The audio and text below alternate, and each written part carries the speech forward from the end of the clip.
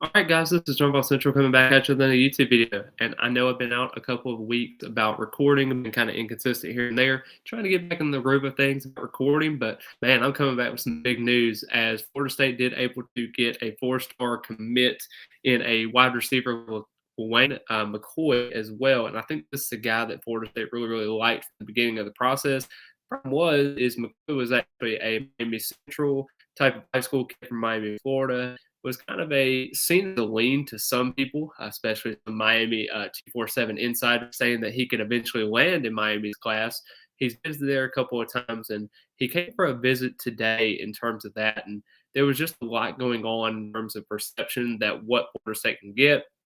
They already had Camden Fryer, who's a four-star prospect, legacy recruit committed to the program.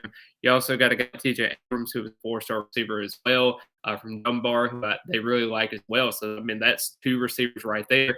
You really thought maybe they get 3 to 4. You got a guy like JoJo Trader, who you were trying to get, Jeremiah Smith, the Ohio State commit as well. You got James Madison out there. I mean, there's a lot of different guys that you can even turn to. I like BJ Gibson as well, but it just kind of depends on what they want in this class. And that's just kind of the big factor with everything going on.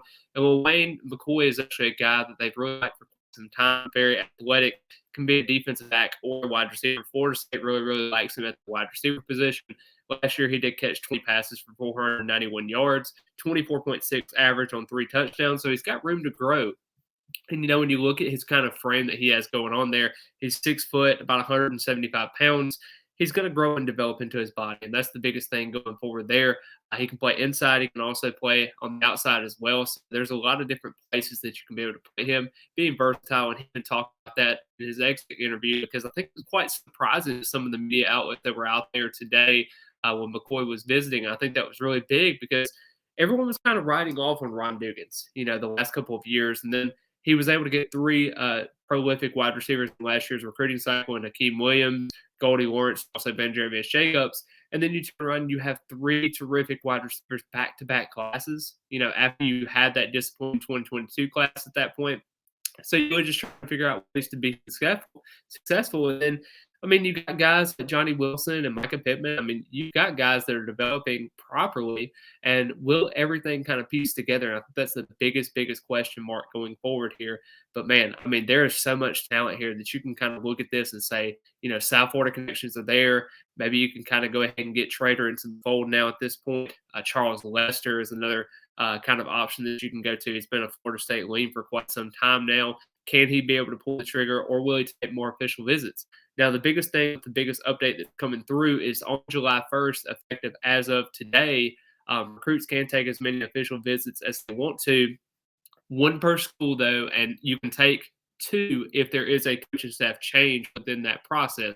So there's going to be no longer these 5 official visits. So it's going to be very important to see how McCoy sticks out. Abrams is taking a couple of visits here and there, but he knows that his spot is there. He's very firm in his commitment.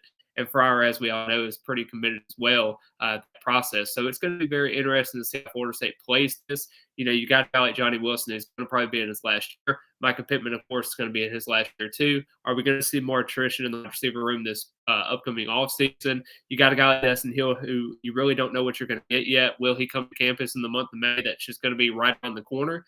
But it's a huge get for Florida State in terms of excitement for the spring game coming up on Saturday. And I just can't wait. There's excitement going all throughout the program, and I'm very excited to see what Mike Norvell and this staff does as they continue to go through the recruiting process in the spring and then into the summer and then, of course, into the fall whenever everything kind of plays out this season. Everybody has high expectations for Florida State. And McCoy talked about in his exit interview as well is that he wants to win a championship at Florida State. It's a very important part in going on here, and it's a home away from home type of atmosphere. I think the coaching staff is doing a very good job in terms of that, building relationships, and I cannot wait for this recruiting cycle in Tribe 24 to be very successful because they have a lot of great pieces in this class and can't wait. But I really appreciate all the love and support. Please be sure to hit the like button. It only takes a second to do so. It's completely free. Subscribe to the channel. I'm trying to do as many YouTube videos as I can. And I really appreciate all the love and support as always. And go Noles.